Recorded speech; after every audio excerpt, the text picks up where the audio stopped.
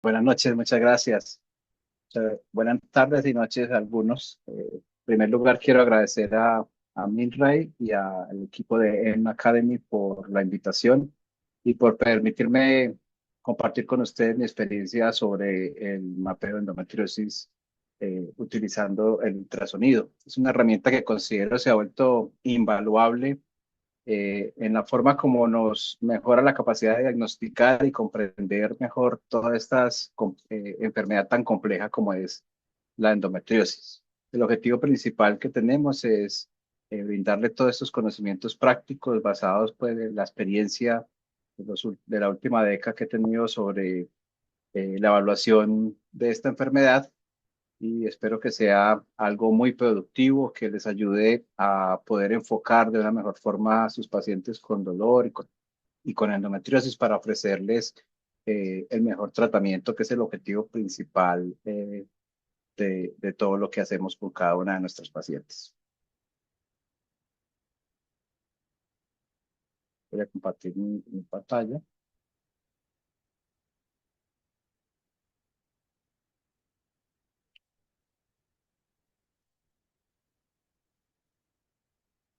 Perfecto, para esta charla, obviamente fui invitado por Minray, pero no tengo ningún conflicto de interés para la presentación. Vamos a desarrollar esta agenda. Es una agenda que implica siempre hablar de algunas generalidades sobre la enfermedad para entrar en contexto. Vamos a ver las diferentes herramientas que tenemos para hacer el diagnóstico, cuál es el rendimiento diagnóstico de las principales herramientas que utilizamos para la evaluación de la endometriosis, cómo se hace el mapeo, cómo debemos hacer esta aproximación diagnóstica, por qué es importante hacer todo esto que vamos a ver en esta clase y unas cortas conclusiones al final.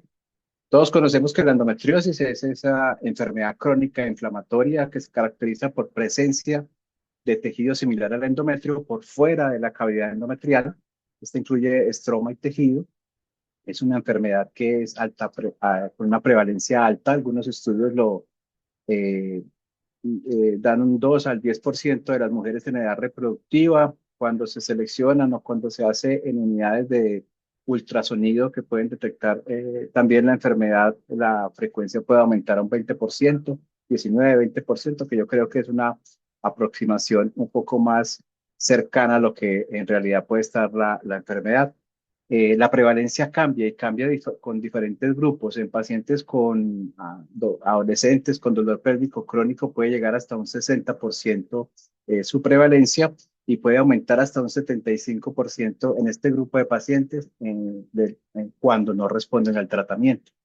La mitad de las pacientes con infertilidad también pueden tener endometriosis. Es una enfermedad que impacta de una forma negativa la calidad de vida de las pacientes y también conlleva un gran impacto económico para los sistemas de salud.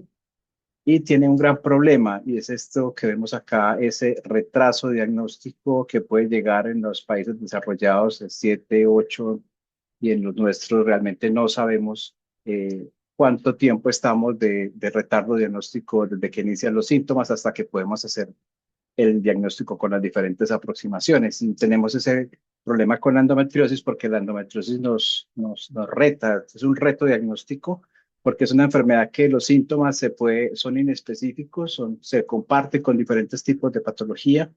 No contamos con unos marcadores o biomarcadores específicos para poder detectar la enfermedad. Nos falta conciencia acerca de la alta prevalencia y de creerles a las pacientes que realmente les duele. Y tenemos la tendencia, no solamente el personal de salud, sino la misma paciente y su mismo entorno familiar, a normalizar todo este tipo de síntomas. Esto hace que el retardo diagnóstico aumente. Es algo que debemos siempre tratar de disminuir. ¿Cómo podemos hacer el diagnóstico? Pues indudablemente el diagnóstico va desde la clínica. Tenemos siempre, cuando vamos a hacer el examen y vamos a hacer la exploración con ultrasonido, tomar diferentes datos clínicos de la paciente que nos van a ayudar a orientar el examen y a poder identificar en qué sitio va a ser más frecuente encontrar la lesión de acuerdo a la sintomatología o los antecedentes de que tenga la paciente. Entonces es importante saber la paridad, si los hijos lo tuvo cuando estaba joven, si tuvo problemas de fertilidad, si hay una historia familiar de endometriosis, si además tiene alteraciones en el sangrado que nos puede ayudar a saber si tiene alguna otra patología asociada como miomatosis y adenomiosis, que son muy frecuentes cuando estamos hablando de pacientes con endometriosis. Si tienen antecedentes de cirugía previa, cualquier tipo de cirugía, sea ginecológica, obstétrica o cualquier cirugía en el que entre a la cavidad abdominal, la cicatriz siempre va a estar en riesgo de que haya implantes de endometriosis en esas cicatrices y hay que siempre tenerlo en cuenta para hacer la exploración. También los síntomas típicos de la paciente con endometriosis, que son la dismenorrea, la dispareunia, la disquexia, la disuria, un dolor pélvico crónico que puede ser acíclico. Todos estos síntomas siempre debemos llevarlos a una escala visual análoga para evaluar la intensidad del dolor. Nos sirve también para mirarlo y tenerlo de base para evaluar la respuesta a los diferentes tratamientos que podemos tener. Y siempre hay que preguntar acerca del inicio y la duración de los síntomas. Datos muy importantes que si los orientamos nos pueden ayudar y cuando alguno es más llamativo, pues nos puede aproximar acerca de dónde puede estar localizadas las lesiones. Cuando tenemos dismenorrea es más hacia la adenomiosis y la presencia de herencias. La dispareunia, alteración en el compartimento posterior, igual que la defecación dolorosa. La hematoquexia, siempre pensamos en compromiso de la mucosa rectal. Cuando hay un dolor pélvico crónico, a veces inespecífico, en fosas ilíacas hay que pensar en colon en ciego, en fosa ilíaca, pues hay que estar y explorarla. La disuria es un síntoma que cuando la paciente nos refiere que es catamenial y que han descartado infección urinaria, pues nos ayuda a hacer una exploración un poco más detallada de la vejiga en caso de que tenga lesiones. Y en el caso de sitios atípicos, es muy importante siempre escuchar a la paciente dónde está el dolor y si el dolor es cíclico. Entonces, esos diagnósticos a veces la paciente los trae de la casa, como les digo yo a mi fellow, los trae en la punta del dedo porque ella es la que nos va a indicar exactamente dónde está el dolor y ahí vamos a colocar el traductor para poder identificar la lesión. Indiscutiblemente hay que hacer un examen físico y si las pacientes vienen con un examen físico bien detallado, podríamos detectar cerca de la mitad de las lesiones que son o que se pueden tocar con el tacto vaginal. Es indudable que podemos detectar nódulos bajos del recto o que comprometen el tabique recto vaginal o vejiga. Se puede evaluar la movilidad y la sensibilidad del útero y si hacemos la especuloscopia, podemos detectar lesiones en el fornix posterior, que son esa punta del iceberg para hacer la exploración mayor y definir con los tipos de imágenes. Y también hay que hacer un buen examen, buen examen de la pelvis con respecto al compromiso nervioso, los síntomas de atrapamiento nervioso, porque eso nos va a orientar. Es más fácil que el médico nos diga que está sospechando síntomas por compromiso de raíces sacras, por compromiso de obturador o de pudendo, para poder hacer la identificación y tratar de localizar esas lesiones más orientado desde la clínica. La laparoscopia siempre se ha tenido como el gold estándar y la comprobación histológica de la enfermedad es lo que teníamos de gold estándar. Afortunadamente, pues hemos visto que hay ayudas diagnósticas que son menos invasivas, principalmente el ultrasonido y la resonancia son las dos que lideran, muy similares en cuanto a rendimiento diagnóstico, algunas con sus desventajas y ventajas que vamos a poder discutir de pronto en ese tiempo que tenemos para las preguntas. Y ha cambiado, ¿por qué? Porque el ultrasonido y la resonancia también nos permite ver más allá de lo que está viendo la laparoscopia diagnóstica. Nos permite ver esas estructuras, todos esos espacios que tienen en la pelvis sin necesidad de hacer una disección. Entonces, evita esa parte invasiva. Por eso, en los últimos años y en las guías de endometriosis, tanto en la europea como en artículos, como en consensos de expertos, la laparoscopia diagnóstica no se considera el gold estándar. Solamente la podríamos utilizar en aquellas pacientes en que tenemos exámenes negativos, no invasivos, en resonancia o ultrasonido, y en aquellas pacientes en que a pesar de un tratamiento empírico no hay mejoría. Entonces debemos olvidarnos de que esta laparoscopia diagnóstica es lo correcto y el estándar para hacer el diagnóstico. es indudable que para poder hacer el diagnóstico tanto por resonancia como por ultrasonido, pues el personal debe estar entrenado. Son exámenes que son operador y observador dependiente. La curva de entrenamiento y la sensibilidad y el rendimiento diagnóstico va a mejorar con la exposición que tengan a la enfermedad, o sea que centros de referencia pueden tener unos rendimientos mayores, el nivel de capacitación de su personal y la experiencia de estos operadores. Es indiscutible que necesitamos para hacer la planeación quirúrgica tener ese mapeo exacto de dónde están las lesiones, como vamos a ver más adelante, para ver ese papel fundamental que tiene el ultrasonido en el manejo tanto conservador como quirúrgico de nuestros pacientes. Siempre se recomienda como primera línea el ultrasonido transvaginal, o vamos a ver cómo lo hacemos, pues, que es extendido también con una parte abdominal que debe ser realizado por operadores que sean capacitados y sería la primera línea para hacer el diagnóstico, porque es un método que tiene muy buen rendimiento, que es costo efectivo y además pues tiene hasta bajo impacto ambiental con respecto a métodos como la imagen por resonancia. Entonces la laparoscopia debemos descartarla como la primera opción para hacer el diagnóstico. Todos esos hallazgos que se pueden observar en la laparoscopia lo podemos observar con el ultrasonido, la presencia de endometriomas, la presencia de adenomiosis y la presencia de endometriosis profunda en los diferentes sitios, que es lo que vamos a aprender a ver hoy. Cuando se compara pues, la laparoscopia diagnóstica con el ultrasonido, sí puede hacer algunos diagnósticos, pero vemos que en algunas estructuras la sensibilidad y el rendimiento diagnóstico, principalmente el valor predictivo positivo y negativo del ultrasonido es mayor que la laparoscopia diagnóstica, principalmente en lesiones como el recto sigmoides, como la vejiga, como el compartimento lateral. ¿Y qué tan bueno es el ultrasonido? Pues tanto el ultrasonido como la resonancia han demostrado que tiene muy buena sensibilidad y especificidad en las diferentes localizaciones que podemos tener de la endometriosis. Son realmente dos métodos que son muy comparables en cuanto al rendimiento diagnóstico. Entonces, la utilidad de utilizar cualquiera de los dos depende mucho del medio en que se esté. Si hay una persona que sea entrenada y experta en leer las resonancias, pues, y no haya quien haga el ultrasonido, pues se va a optar por hacer la resonancia.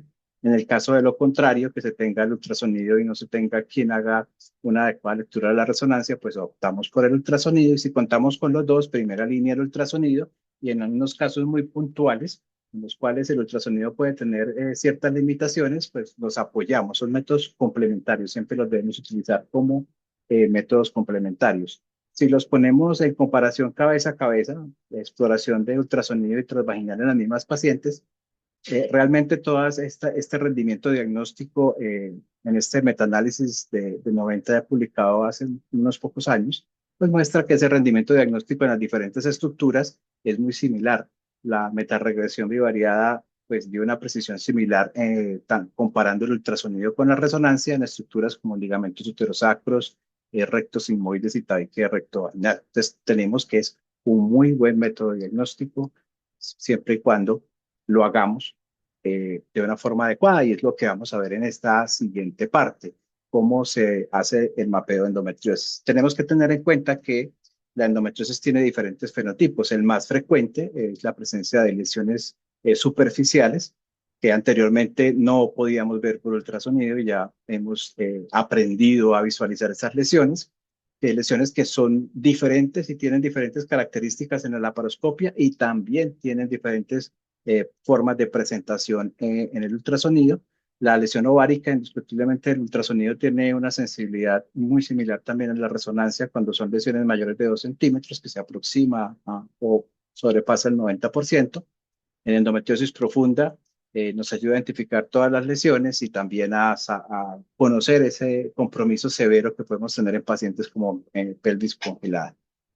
Para la identificación de endometriosis profunda necesitamos tener equipos con una muy buena resolución que nos permitan hacer un zoom sin degradar, sin pixelar la imagen, que tenga un buen contraste el equipo. Como podemos ver aquí, todas las imágenes que se van a ver son utilizando el equipo NIWA I9 Elite, que tuve la oportunidad de tenerlo unos días en la unidad y vamos a ver el comportamiento que tiene con las diferentes ondas, que son muy importantes saber utilizar la herramienta que tenemos a la mano para poder hacer el mejor diagnóstico.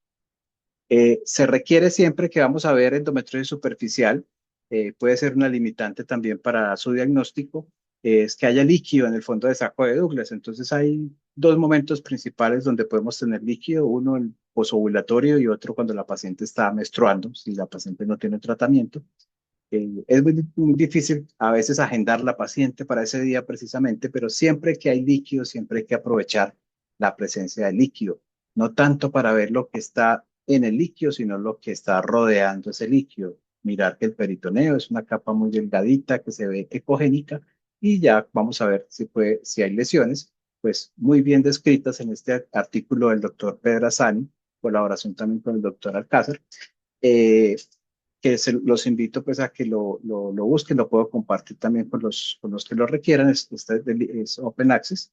Entonces, aquí él describe muy bien todo ese tipo de lesiones que pueden estar acompañando o se correlacionan con las lesiones de endometriosis profunda. Podemos verla como puntos ecogénicos que corresponden a las lesiones en la laparoscopia, algunas áreas eh, como quística sobre la superficie del peritoneo, que también corresponden a lesiones vesiculares en la laparoscopia, adherencias laxas, delgadas, que se deben diferenciar de estructuras normales como los ligamentos uterosacros y que se pueden ver también en la laparoscopia. Ese es el aspecto. Áreas hipoecoicas también como nódulos que están superficiales, no son lesiones son nodulares, sino que son lesiones por encima del peritoneo, no son subperitoneales, como se define la endometriosis profunda, algunos conglomerados ecogénicos o puntos ecogénicos que también se ven en la laparoscopia, y en algunas oportunidades un hallazgo que puede ser un poco menos específico, que es la presencia de esas adherencias lácteas que se movilizan a hacer alguna presión con el traductor. Otra forma es la de bolsillos peritoneales, que se pueden ver como defectos subperitoneales, que son visualizados fácilmente también durante la laparoscopia y son secundarios a la presencia de endometriosis.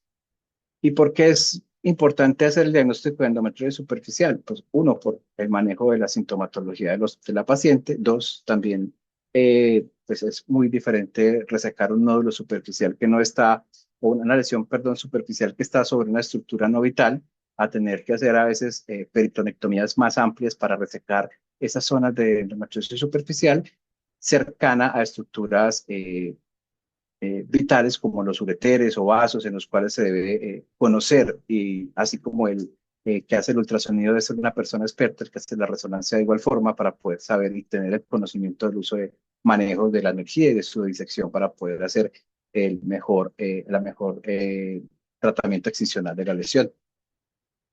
Sabemos que la endometriosis puede estar localizada en cualquier parte, desde la pelvis, órganos intraabdominales, parietal, en las paredes, región perineal. Entonces, todo eso lo tenemos que tener en cuenta cuando vamos a hacer la exploración, porque lo ideal es que tratemos de detectar todo ese tipo de lesiones. ¿Y cómo lo podemos hacer? Pues hay que tener un protocolo bien estructurado, sistematizado. En la unidad nos guiamos del protocolo del doctor Abrao, ya publicado en el 2009, y seguimos esa metodología para la exploración transvaginal que nos dio el consenso IDEA, publicado ya en el 2016, y que afortunadamente ya en el 2024 tenemos un anexo a ese consenso en el cual nos amplía algo que teníamos un poco deficiente, que es la exploración del compartimento lateral, de los parametrios y de la pared pélvica en cuanto a la evaluación también del compromiso de nervios somáticos. ¿Qué nos dice la idea? Que hay que hacer una exploración sistemática. Nos proponen 4 pasos, no importa el orden. El paso primero, hacemos evaluación de útero y ovarios para buscar algunos marcadores, como la presencia de adenomiosis y endometriosis. En el paso 2 hacemos una evaluación sitio específica para buscar puntos de mayor dolor y buscar listar las lesiones en ese punto. El paso 3 es hacer el signo de deslizamiento para evaluar si hay una obliteración del fondo de saco de Douglas. Es una bandera roja de presencia de endometriosis profunda y de mayor complejidad quirúrgica. Y posteriormente vamos a hacer una exploración detallada de todas las lesiones donde potencialmente pueden haber lesiones de endometriosis profunda.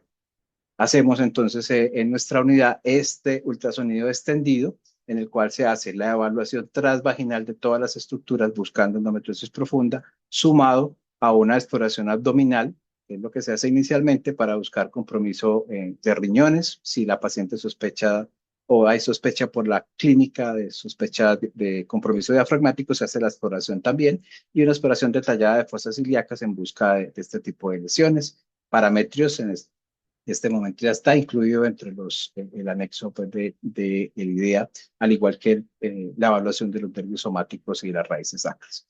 Iniciamos entonces esta exploración. Vamos a ver algunos ejemplos por vía abdominal. Utilizamos un transductor convexo. En esta oportunidad, pues tenemos un transductor convexo que nos da un muy buen rango de frecuencia, que nos permite tener una imagen muy detallada de toda la superficie hepática y la interfase entre la pleura y el diafragma. Eh, Siempre tratamos de hacer la exploración de lo que más podamos y dirigido también a veces donde la paciente siente el mayor dolor, un dedito nos puede señalar y ahí vamos a hacer la exploración. Las lesiones las vemos como lesiones nodulares que hacen que eh, el diafragma se vea un poco más engrosado. El diafragma es muy delgadito, no alcanza los 5 milímetros en la parte más gruesa, pero se ve la lesión nodular que podemos también interrogar con el traductor lineal que nos da una mejor resolución cuando la lesión está próxima. Y aquí pueden ver pues la laparoscopia en la cual esta paciente es llevada a cirugía y se encuentra la lesión y se hace la excisión con la correspondiente mejoría de los síntomas de la paciente. Con ese mismo traductor hacemos una evaluación de las fosas renales. Buscamos simplemente la presencia o no de hidronefrosis. En este caso, una paciente con una hidronefrosis severa que nos alerta de que hay algo que está obstruyendo eh, esa vía urinaria del ureter. Siempre tratamos de seguir el ureter por todo el abdomen hasta donde lo podamos ver. Si la dilatación del abdomen ya entra a la pelvis, pasa de la bifurcación de los vasos ilíacos. Aquí vemos el uréter dilatado al lado de los vasos. Vamos a hacer la exploración para ver la lesión que seguramente va a estar en la pared pélvica o en los parámetros, que es el sitio más frecuente donde colocamos, donde podemos ver las obstrucciones. Si la paciente tiene antecedentes y nos ha dicho que duele la pared abdominal, buscamos las lesiones. Traductores de alta resolución, podemos utilizar herramientas como iScape, que nos permite hacer un barrido de las lesiones y podemos ver los dos músculos rectos abdominales al lado y lado, el tejido celular subcutáneo y hacemos un mapeo de las lesiones. Aquí tenemos un caso de una paciente con antecedente de cesárea y dos lesiones que están al lado y lado de la cicatriz de la cesárea, comprometiendo el tejido celular subcutáneo. Otra lesión en tejido celular subcutáneo. Siempre mapeamos la lesión en un plano cartesiano sobre el abdomen y debemos describir qué estructuras se están comprometiendo, si es superficial, si está comprometiendo fascia profunda, músculo o penetra la fascia transversalis y a veces puede llegar hasta comprometer vejiga, tener adherido el útero o estructuras o asas intestinales. Menos frecuente es la afectación primaria de la pared abdominal.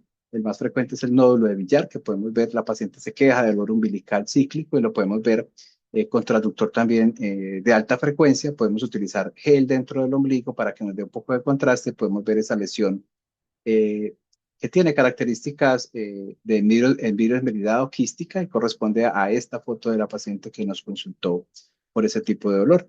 La pared pélvica también se puede comprometer en el área inguinal, es menos frecuente, pero puede haber afectación de los ligamentos redondos en su parte extraabdominal en el canal de Nuc.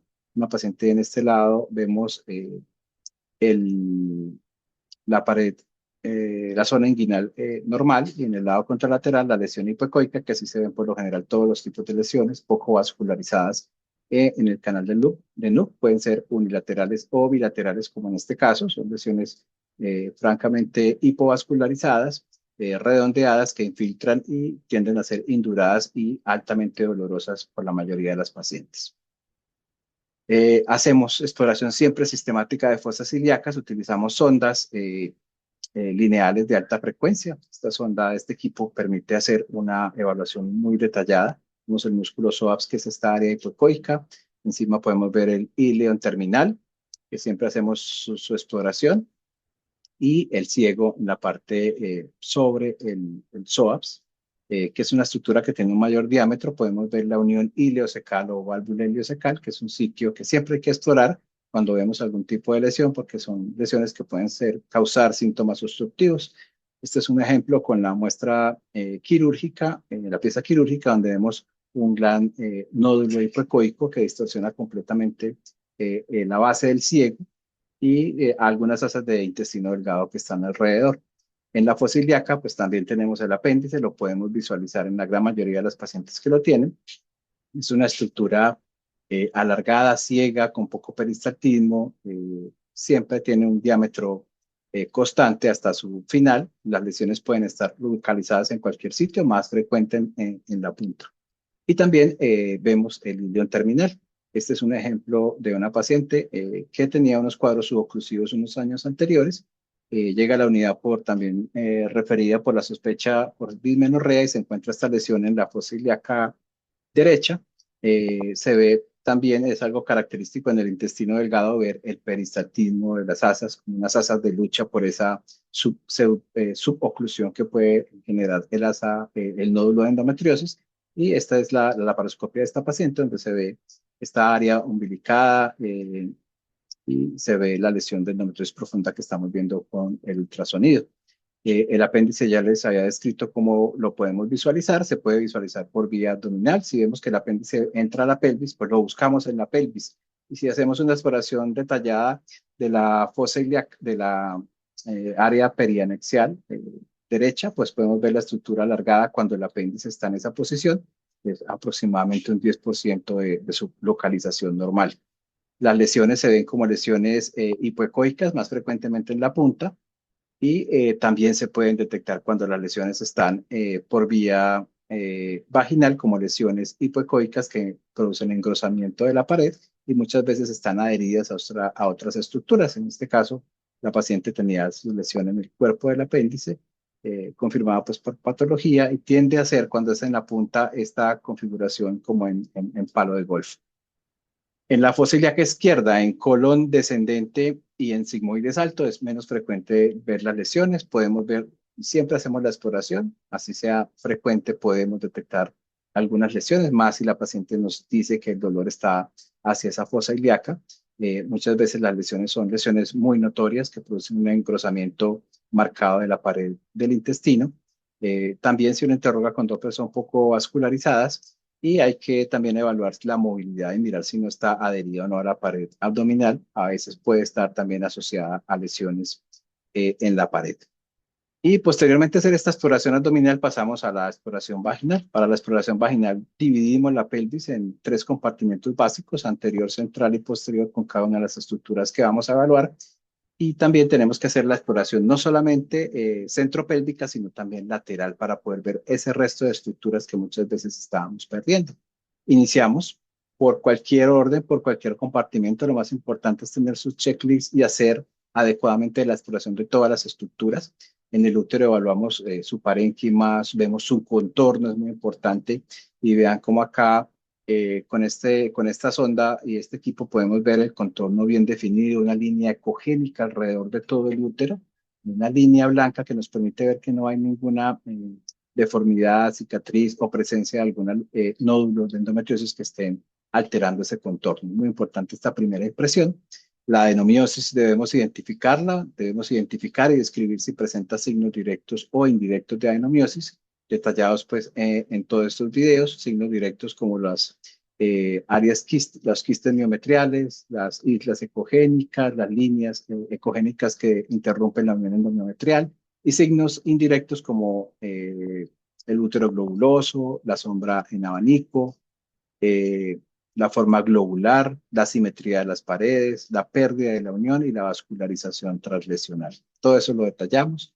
Además de ver la estructura, vemos la movilidad y hacemos el signo de deslizamiento, ya descrito pues hace varios años ya, en el 2013. Consiste en hacer una presión cuando el útero está en anteversión por vía suprapúbica para movilizar. Y no solamente vamos a ver la movilidad del útero en la parte posterior, sino también en la parte anterior, en el fondo y en los diferentes segmentos, en alto, medio y bajo. Sería en el cuerpo, en el istmo y en el cervix. Se puede hacer también con el útero en retroversión, pero la mano libre que utilizamos suprapúbica es menos útil.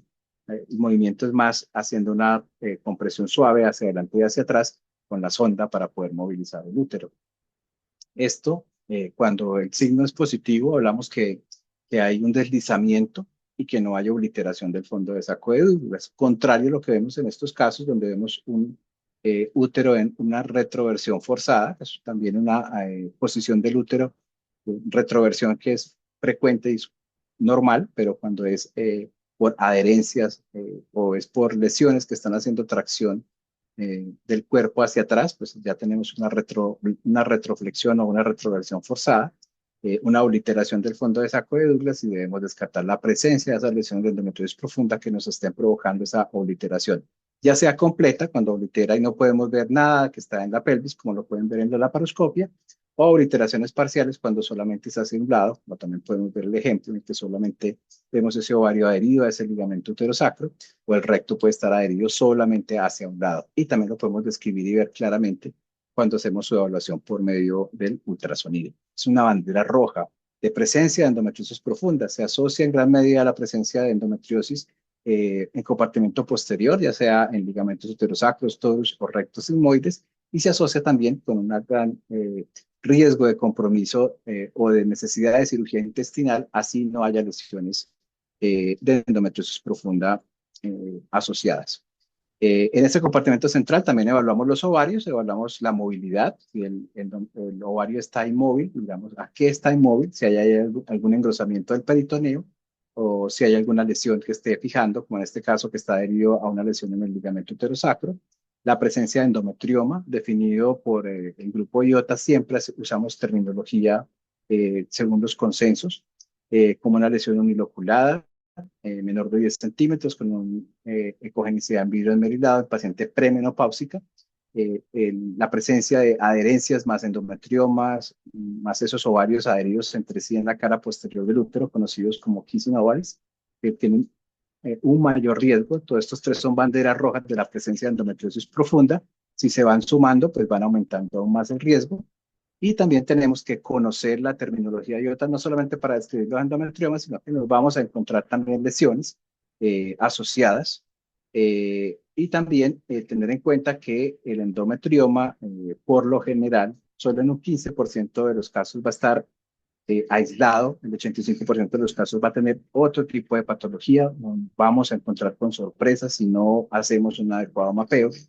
Adherencias en el 73% de los casos, compromiso en ligamento uterosacro en el 36%, compromiso rectal en una quinta parte de las pacientes, al igual que la presencia de endometriosis, y solamente aislado en un 15%.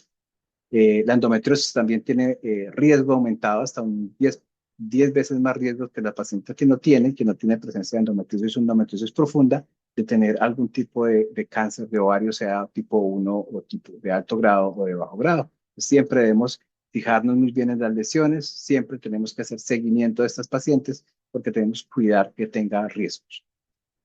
Hacemos la evaluación también del compartimento anterior, varias estructuras, la uretra, siempre entramos, vemos esa estructura tubular. Las lesiones son raras, el 2% de las lesiones de vías urinarias están en la uretra. Con sondas, en este caso tuve la oportunidad de probar esta sonda biplanar, tiene una sonda convexa en la punta y también una sonda lineal que permite ver con mayor detalle la uretra y sus diferentes, tanto el esfínter interno, sus fibras longitudinales como circulares. En el caso de lesiones también podemos visualizarla, son muy raras las lesiones. Este es un ejemplo de una paciente con una lesión quística en la uretra distal con mucha sintomatología. Evaluamos la vejiga. La vejiga se debe hacer una evaluación siempre sistemática de lado a lado, del corte sagitario y transverso, teniendo en cuenta la definición de las diferentes estructuras, la base, el trígono, la base, el domo vesical y la parte extraabdominal. Ahí vamos a detectar las lesiones y vamos a mapearlas en cada uno de sus sitios. Evaluamos también la movilidad en el repliegue vesicuterino para evaluar si hay o no obliteración o adherencias en esta plica vesicuterina, principalmente en pacientes que tienen lesiones o que tienen antecedentes de cirugía. Las lesiones de vejiga las vemos como lesiones hipoecoicas, hipovascularizadas que pueden estar localizadas en la base de la vejiga, como esta gran lesión que protruye hacia la luz, el trígono, que son menos, a veces menos notoria y solamente la vemos como un pequeño engrosamiento en la porción del trígono, donde están muy cerca los meatos ureterales, por eso es su gran importancia la detección, porque su resección implica, en la mayoría de los casos, un reimplante ureteral, lesiones también en el domo vesical, que muchas veces están adheridas a la pared anterior. Identificamos de estas lesiones tamaño, localización, la distancia de los meatos ureterales, compromiso del trígono. Eso nos da detalles al cirujano acerca de si necesita urólogo en la sala para poder hacer la cirugía de esta paciente. La vejiga es el 85% de las lesiones del tracto urinario por endometriosis profunda y la segunda es el uréter.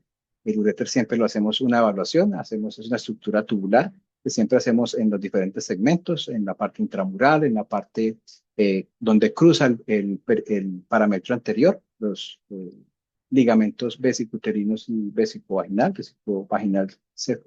caudal, vesicuterino cefálico, el trayecto a través de los parametrios laterales, cruzan los vasos uterinos y tratamos de llevar siempre ese uréter hasta la bifurcación de la ilíaca para poder ver todo ese trayecto. Muchas veces está por debajo de la fosa ovárica para ver que no haya lesiones y compresión en ese punto.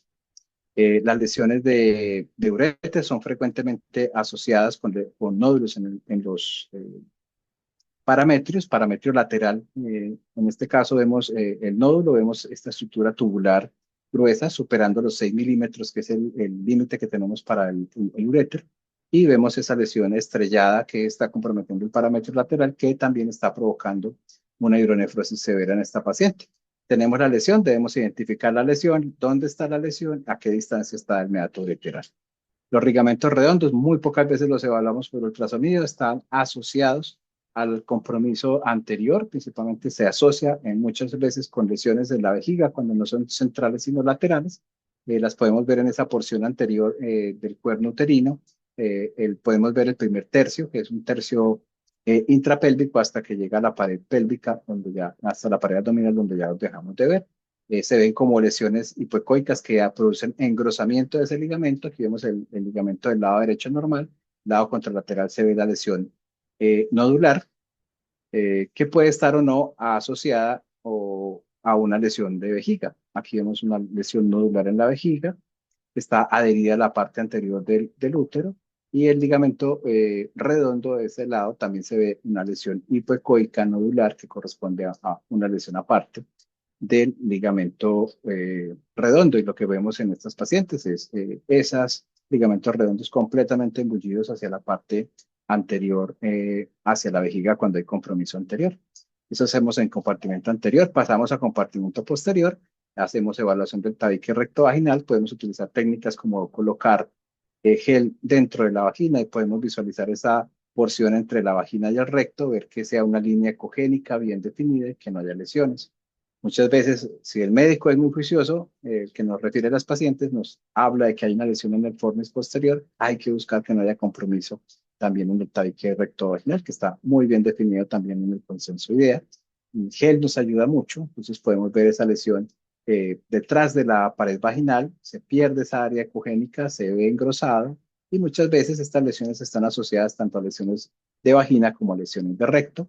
Las lesiones del fornis están más arriba, en el fornis posterior, son lesiones hipoecoicas, hipovascularizadas, que muchas veces se encuentran asociadas a lesiones de compartimento posterior, como lesiones de ligamentos uterosacros o como lesiones de la pared anterior del recto. Estructura importante y vital, ligamento uterosacro. Uno, por su alta prevalencia, cerca del 35% de las lesiones de endometriosis profunda están localizadas en uterosacros. Hay diferentes técnicas para hacer la exploración del ligamento uterosacro. El ligamento uterosacro es una estructura de tejido conectivo, fibroso, tiene también vasos y tiene también estructuras nerviosas. Podemos hacer la exploración desde el labio anterior para poder ver. Aquí estamos en línea media, solamente haciendo una pequeña movimiento lateral. Podemos ver este engrosamiento que corresponde, ecogénico, que corresponde al ligamento uterosacro normal. Si giramos el transductor 90 grados y estamos a la altura del istmo uterino, vamos a ver el torus en el centro, torus uterino, y a lo largo pues hacemos ese barrido de toda esa área retrocervical, no solamente para identificar las lesiones sobre el ligamento uterosacro, sino toda el área retrocervical, que es un sitio frecuente. Podemos, si hay líquido, visualizarlo de una mejor forma. No es una adherencia, el ligamento uterosacro base con la pared pélvica. Entonces, cuando hacemos ese corte transverso, lo que vamos a ver es ese repliegue de peritoneo, que es la definición del ligamento uterosacro. Importante no solamente por la prevalencia, sino porque está cercano a estructuras vitales como el nervio hipogástrico y el uréter. Si la lesión está comprometida lateral, pues hay mayor riesgo que pueda tener compromiso de estas estructuras. Eh, Aquí varios ejemplos. Este es de una aproximación desde la parte anterior. Vemos ese engrosamiento. La lesión se ve con la lesión hipoecoica. Puede ser nodular, puede ser estrellada, depende del tamaño, puede tener áreas quísticas. Las lesiones pueden ir de milímetros a centímetros. Muy variada la forma de presentación de estas lesiones. En este es muy importante que vean el contorno del útero, que se ve la línea ecogénica, la línea blanca, y acá en este punto se pierde. Es algo que nos llama la atención de entrada y podemos ver que hay una lesión de endometriosis en ese punto. Podemos hacer zoom, siempre hay que mantener bien amplia la imagen para poder ver este tipo de lesiones que tienden a ser muy pequeños y muchas veces asociadas a esa retroflexión del útero, a un ovario completamente impactado debido a la lesión y algunos cambios a veces que ya aprendemos a ver, que es un aumento en la ecogenicidad de la grasa siempre va a ser ecogénica, se ve hiperecogénica con algunos puntos que corresponden también a infiltración y a un componente inflamatorio de la lesión. Las lesiones pueden ser unilaterales o bilaterales, como vemos en este ejemplo, en el que hay tanto al lado izquierdo como al lado derecho. Y otra estructura que evaluamos y no tenemos que perder nunca de vista es el intestino. Siempre acordarnos que ahí están las capas, que las capas intestinales las podemos evaluar por ultrasonido. Debemos hacer una exploración. Los ultrasonidos en este momento tienen una resolución y esta sonda de este equipo nos permite hacer una ampliación muy clara, ver la zona ecogénica que corresponde a la serosa, la muscular externa, interna, la submucosa, que es la ecogénica más gruesa, y la muscular de la submucosa y la mucosa y el lumen de la luz. Importante porque siempre debemos describir el grado de infiltración de la lesión.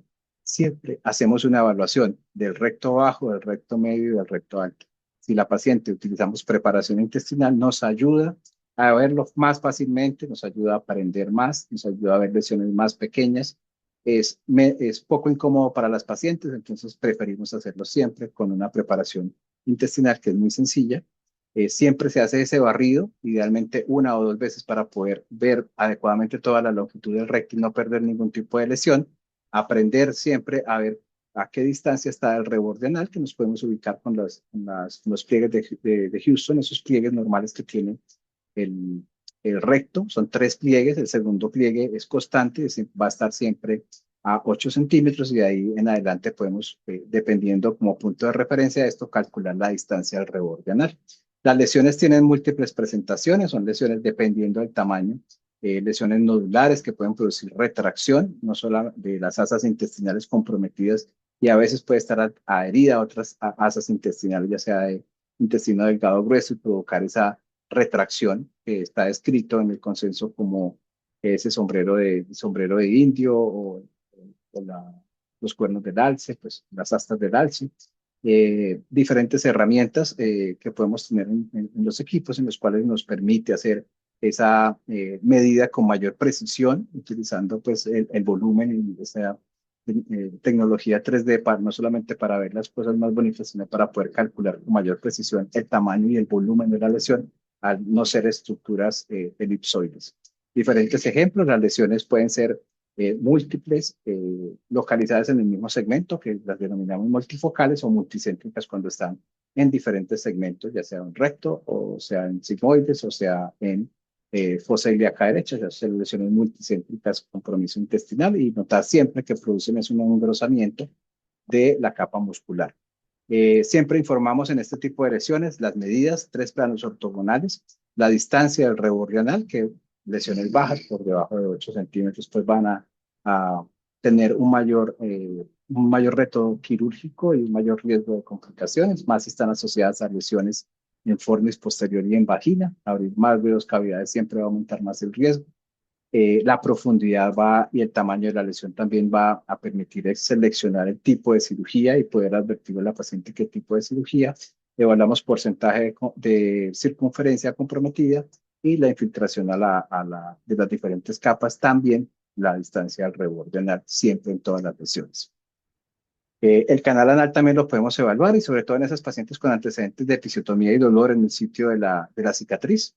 Con reconstrucción tomográfica hacemos esa evaluación de toda de todo ese longitud del intestino, del canal anal. En el caso de un canal anal completamente normal, en este caso una lesión que compromete tanto el esfínter externo como interno. Y ya agregando eso que tenemos del anexo idea, la evaluación del compartimento lateral, evaluación que nos permite hacer la evaluación de los parámetros, parámetro, estructura que tenemos alrededor de todo del útero, con los ligamentos anchos, del cervix con el paracervix o los ligamentos cardinales y también el paracolpos. Todas estas estructuras deben ser evaluadas porque obviamente tienen mayor riesgo si hay compromiso de tener compromiso de estructuras vitales, parámetro lateral, estructura vital como el uréter, al igual que el parámetro anterior. Y en el caso del paracolpo, si hay extensión lateral, hay un mayor riesgo de que comprometa musculatura del piso pélvico y comprometa también raíces sacras. ¿Cómo se ven las lesiones de los parámetros? Pues hacemos el corte transverso si vamos a ver el parámetro lateral para cervix. Se ve siempre los vasos uterinos llegan a nivel del istmo. Cuando no vemos los vasos uterinos, como en el ejemplo acá, se ve esta estructura como en panal de abejas que corresponde a los vasos y arterias en ese pedículo vascular. Acá se pierde completamente porque tiene una infiltración por endometriosis profunda y es algo muy similar también a cómo se ve la extensión lateral de cáncer. Podemos ver la musculatura del piso pélvico, podemos ver el músculo piriforme, que es el músculo que nos orienta, además de los vasos, la arteria ilíaca interna y su bifurcación anterior, su rama posterior, que es la glútea superior, que va por detrás del músculo piriforme. Las raíces sacras van ventral al músculo piriforme y podemos hacer esa exploración tanto del músculo piriforme, de las raíces sacras, que se ven como unas estructuras como en paquete de heno cuando lo vemos longitudinal o en panal de abejas cuando lo vemos en corte transversal. Y si hacemos una exploración un poco más lateral, también podemos ver todo el territorio del obturador y sospechar si hay lesiones que comprometan el obturador que también esté comprometiendo la parte nerviosa. Siempre ayudados de la clínica, si la paciente tiene una sintomatología que nos hace sospechar compromiso de nervios somáticos, pues vamos a hacer una evaluación más detallada. Este es un caso en el cual tenemos la lesión que está comprometiendo raíces sacras S2 y S3, muy cercana al uréter y muy cercana a los vasos ilíacos internos, tanto a la vena como a la arteria, y se ve en el ultrasonido esa área hipoecoica especulada. Cuando tenemos estas lesiones generan mucha sombra acústica posterior, se pierde mucho el detalle a veces de las estructuras que están, pero tratamos siempre de hacer ese mapeo y poder identificar que la lesión esté en contacto con los vasos o esté en contacto o con un alto riesgo de sospecha de compromiso nervioso. Todos estos hallazgos no los podemos tirar y dejarlo solo en el informe. Hay que hacer un informe estructurado, detallado y siempre apoyarnos de la clasificación ENCIAD que está ya descrita hace muchos años, tanto para cirugía y ya con los hallazgos ultrasonográficos que nos permite hacer esa descripción y hablar el mismo lenguaje. Si cualquiera ve la fórmula del ENCIAD en cualquier país, así el informe esté en cualquier idioma, pues se va a orientar a saber dónde tiene la paciente sus lesiones. ¿Y por qué es importante hacer todo esto? Pues es importante porque ninguno va a querer que en su torta de cumpleaños, en su cirugía, se vaya a encontrar con una sorpresa cuando vaya a sacar un simple endometrioma. Entonces, todas las pacientes que tengan estos síntomas, los pacientes, pues hay que hacerle el mapeo, hay que detallar bien cómo está su enfermedad antes de hacer esa cirugía. Podemos hacerlo de forma no invasiva, no necesitamos una laparoscopia diagnóstica para encontrarnos con eso y tener que sacar el transductor, sacar el laparoscopio para tener que volver a hacer o solicitar ya sea la imagen que tengamos a disposición para hacer el mapeo de la enfermedad. Vemos con todo este mapeo cómo el ultrasonido nos permite definir toda la localización, la severidad de la enfermedad. Entonces, es posible anticipar cómo está la enfermedad antes de hacer la cirugía y por lo tanto optimizar la cirugía. dar información a la paciente sobre su enfermedad, qué es lo que está produciendo sus síntomas. Tiene 15 años, tiene 20 años con ese dolor pélvico crónico, tiene múltiples cirugías o tiene múltiples exámenes y nadie le ha dicho qué tiene, pues tenemos esa herramienta para poder aclarar ese diagnóstico en la paciente. La paciente no debe ser sorprendida porque yo iba a que me hicieran una histerectomía y no me pudieron hacer nada porque estaba completamente todo adherido. Si la paciente tenía síntomas, los ideales haberle hecho la exploración para poder tener esa información y evitar ese riesgo quirúrgico de una cirugía que no se debería hacer sin haber tenido ese mapeo completo de la enfermedad. Le permite al médico también y a la paciente dar su consentimiento acerca de qué tipo de cirugía le van a hacer. Y en el caso de los médicos y cirujanos, pues va a hacer el diagnóstico preciso, va a evaluar la severidad, permite fácilmente hacer un consentimiento informado dirigido, que le va a permitir describirle a la paciente qué riesgos tiene con la enfermedad y qué riesgos tiene con la cirugía y qué complicaciones podría tener al hacer el procedimiento quirúrgico en este caso. Le permite seleccionar, dependiendo de la estructura que tiene el equipo multidisciplinario que necesite, si necesita el coloproctólogo, si necesita el urólogo, si necesita un neuropelviólogo que le ayude a sacar, a retirar, a hacer la decisión de esas lesiones. Le permite estimar el tiempo quirúrgico y obviamente disminuir las complicaciones quirúrgicas y ya va con toda esa información que tenemos previamente. Todo esto es con el objetivo de poder hacer un tratamiento y cumplir con el objetivo que tenemos en estos pacientes, que es mejorar el dolor, los síntomas. En el caso de que haya una alteración de la anatomía por medio de la cirugía, hacer una restauración de esa anatomía, preservando su función y prevenir la recurrencia al tratar de hacer la excisión de todas las lesiones. Todo esto con el objetivo más grande que es mejorar la calidad de vida de todos nuestros pacientes, es el objetivo principal. Concluimos entonces que el ultrasonido es una herramienta que tenemos que aprovecharla. La mayoría tenemos o se dispone de equipos. Es un método que puede ser accesible y asequible. Es menos costoso. Se puede hacer una evaluación en tiempo real. Es interactivo con la paciente. Si no nos dan los datos en la orden, que la mayoría no los tienen, lo podemos abordar en el mismo examen. Mientras hacemos el examen, hacemos las preguntas. Le pedimos a la paciente si hay algún tipo de sintomatología que se le haya olvidado.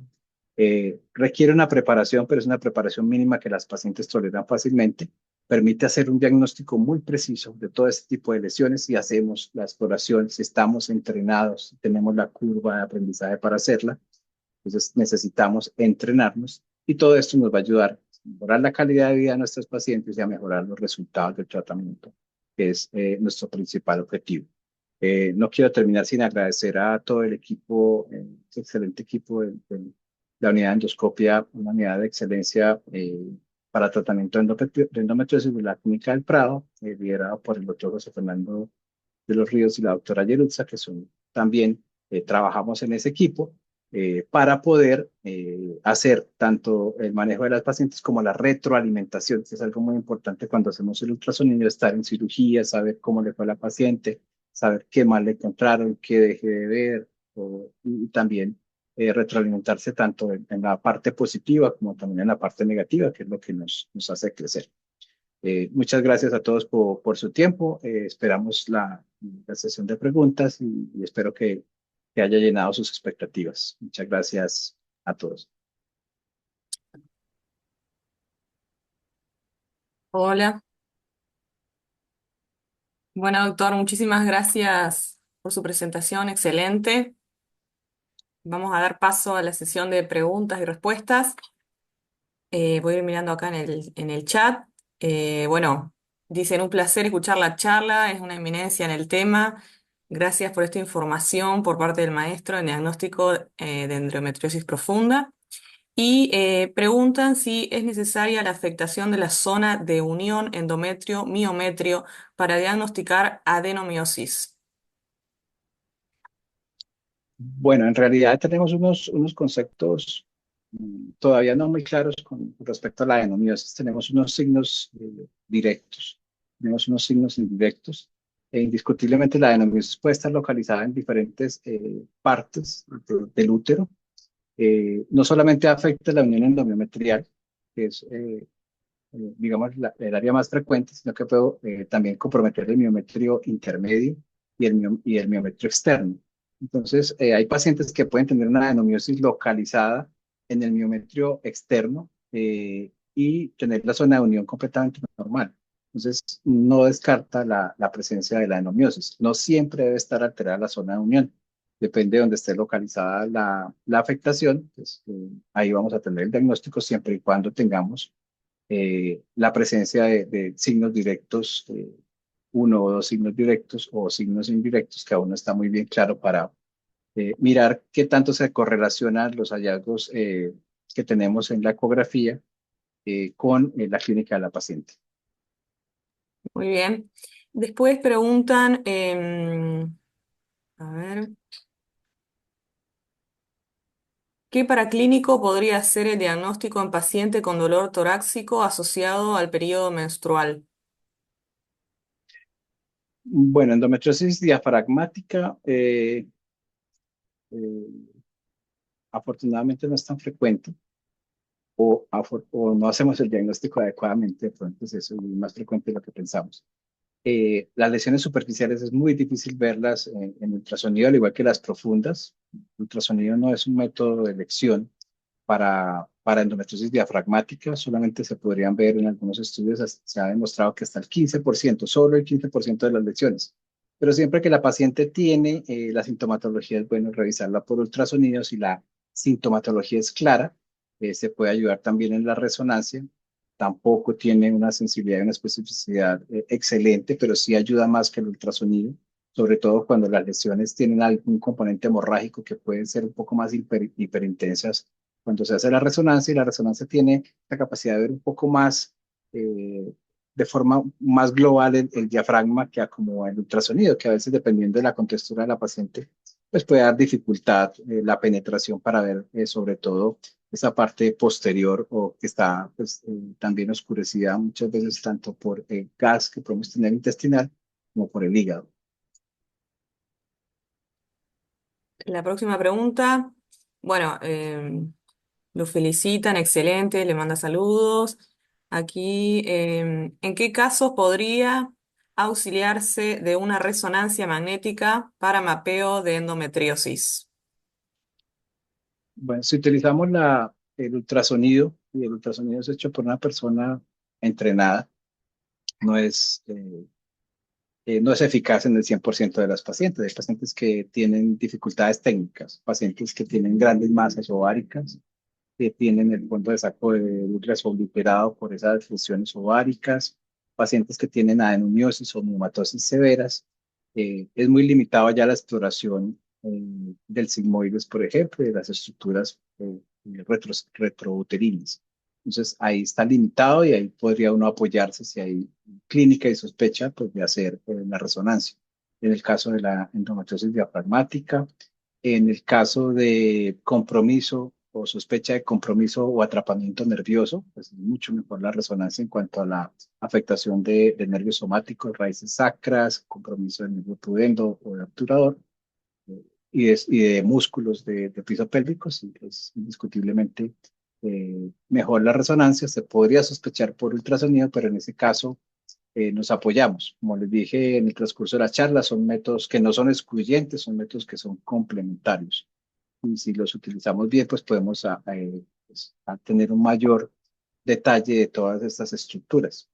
El ultrasonido tiene una ventaja muy grande en intestino, sobre todo en evaluar fosa ilíaca derecha, en evaluar hilo terminal, en evaluar apéndice. Podemos ver lesiones milimétricas, pues milimétricas es lesiones de 2, 3 milímetros que la resonancia es muy difícil que las pueda identificar, pero también tiene sus debilidades en ciertas estructuras. Por la misma principios físicos del ultrasonido no nos puede dar una penetración y una resolución adecuada en esas estructuras. Siguiente pregunta. ¿Una lesión en el torus uterinos entra en la clasificación ENCIAN? Tengo las preguntas ahí de mis fellows. Bueno, eh, no está descrita como tal en la clasificación ENSIA. Por lo general, las lesiones del torus no están 100% solo localizadas en el torus. Generalmente hay compromiso de alguno de los ligamentos uterosacros, ya sea o bilateral, entonces en ese caso se clasificaría dependiendo hacia qué lado o qué ligamento uterosacro está comprometiendo, lo que se puede hacer como para que quede ahí en el registro, o solamente colocar el compromiso del compartimento B y entre paréntesis colocar que la lesión está afectando al torus uterino. La próxima dice, bueno, gran ponencia, felicitaciones, muchas gracias, les mando saludos de México también, gente conectada.